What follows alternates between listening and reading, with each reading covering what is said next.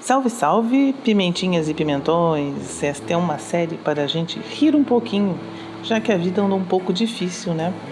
É sobre o livro Anedotários da Rua da Praia, onde lá na Porto Alegre, da primeira metade do século passado, havia uma rua de nome Avenida dos Andradas. Muito mais conhecida, totalmente conhecida como Rua da Praia, uma rua que não tem praia, como bem disse o nosso poeta Mário Quintana. Pois bem, e nesta mesma época havia toda uma sorte de pessoas perambulando pela rua mais famosa da cidade.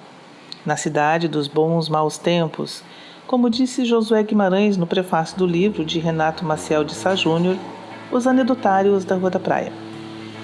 Pois bem, queridos inscritos, colaboradores e membros do canal, e público em geral, eu resolvi trazer um pouco de humor para nos divertir com vídeos curtinhos tirados deste livro, que por acaso é um dos meus preferidos. Eu espero que vocês curtam. Nos idos dos anos de 1930, havia racionamento de tudo. A cidade não tinha esgotos, os cafés eram imundos, os restaurantes eram sujos, a condução era o bom e velho arrastado bonde. E os automóveis, eles eram raros. Somente os mais abastados os tinham. A janta apressada no Café América não era mais que o famoso filé de bule, popularizado mais tarde por Aparício Viana e Silva. Uma xícara de café com leite, pão e manteiga rançosa. Porém, quando vinha o dinheiro do mês, aí o povo metia o pé na jaca. A extravagância era ovos no prato, mistura de presunto, queijo e ovos. Diziam que era uma delícia. Por outro lado, havia uma fartura de restaurantes durante a semana, cuja magia de sabores eram incríveis. No Largo dos Medeiros, havia a confeitaria do Eugênio e do Pantaleão, o famoso Panta. Tinha também o Antônio, que servia carinhosamente a ambrosia da casa, o cunhaque importado, os fios de ovos e as namoradas. O Cinema Central, bilhares na ladeira, a Maria Chorona ali na esquina.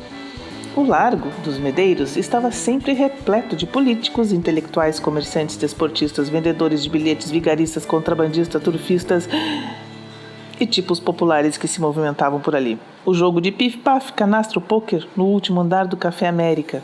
Era um centro de cidade como acontece em qualquer capital nesta época. E como tal, há sempre muitas histórias a ser contadas ou, neste caso, relatadas.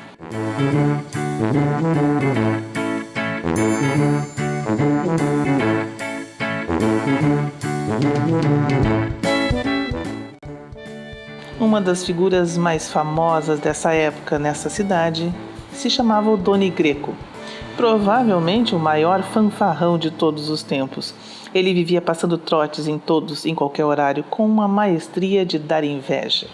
Sentiam-se as brincadeiras de Odoni em todos os cantos da cidade. Nas madrugadas de sábado, postava-se na esquina da João Pessoa com a Sarmento Leite para assistir à concentração de bondes vazios, que àquela hora eram recolhidos até o dia seguinte.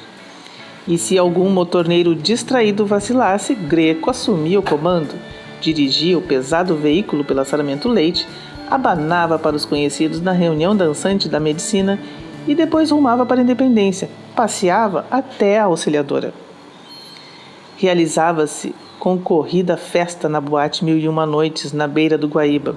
Ora, Odoni chegou de jipe e depois de disfarçadamente retirar os fusíveis da caixa de luz, jogou-se no rio, deixando o imenso salão às escuras.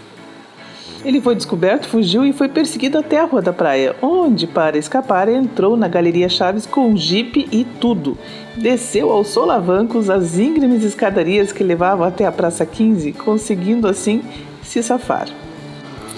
Quando Odoni Greco raspou a cabeça, ele ia para a gare da aviação férrea e passava por grave retardado mental. E as pessoas ali o amparavam.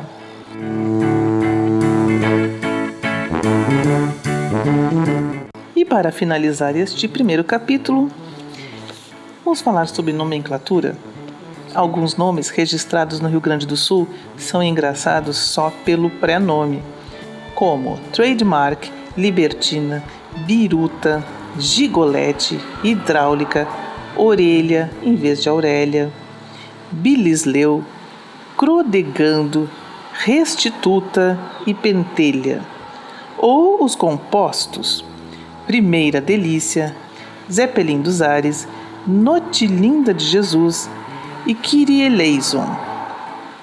Outros o são pelo sobrenome como Cagol, Fragaço, Berro, Salada, Botão, Sapateirinho e outros dois que eu não vou mencionar aqui. Ser homem na família Xoxo, por exemplo, é tão problemático como ser mulher entre os Largura. Em compensação, os patronímicos de Vara e Quente só acabam exaltando seus representantes masculinos e comprometendo os femininos. Certas combinações familiares sugerem situações constrangedoras para qualquer descendência. É o que acontece com os Costa Curta, os Lava Pepe, os Cachorro Branco, os Bostaibon e os do Redondo Azedo. Previsível, portanto, seja justamente nos nomes mais infelizes onde se observa tétrica harmonia entre prenome e sobrenome, como Sérgio Aguado das Pias, Forte Pepino, Remédio Fuceta Badia, Saltipo Galo, Cumão Dói, João de Deus Inventor do Coito e por aí vai. Histórias envolvendo nomes há muitas, como a de Irene Kussen, na década de 30, que teria rompido o namoro com Marcelo Pestana, porque nenhum deles queria abrir mão do sobrenome na composição do nome de casada dela. Ou as brincadeiras do Dr. Aurélio Pi avisando que aceitaria qualquer genro, menos os da família Sá.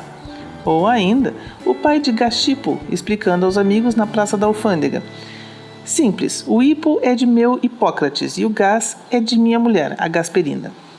Tinha também a do pai fanático por música e pela letra V, daí resultando viola, violino, violoncelo, violão. Ou na numerosíssima família distrita os pronomes iniciados por N, que depois de esgotar todo o estoque, acabou batizando o último deles de N.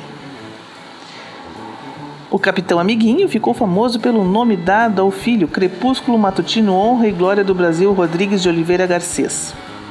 Até aí tudo bem. Nem todos sabem, porém, como o velho chamou seus outros dois filhos. O Boaventura Clodó Xodó Rodrigues de Oliveira Garcês foi o segundo. E o terceiro acabou recebendo como prenome as ações urgentes do pai, tentando voltar para casa no dia de seu nascimento. Montou, rodou, tornou a montar Rodrigues de Oliveira Garcês.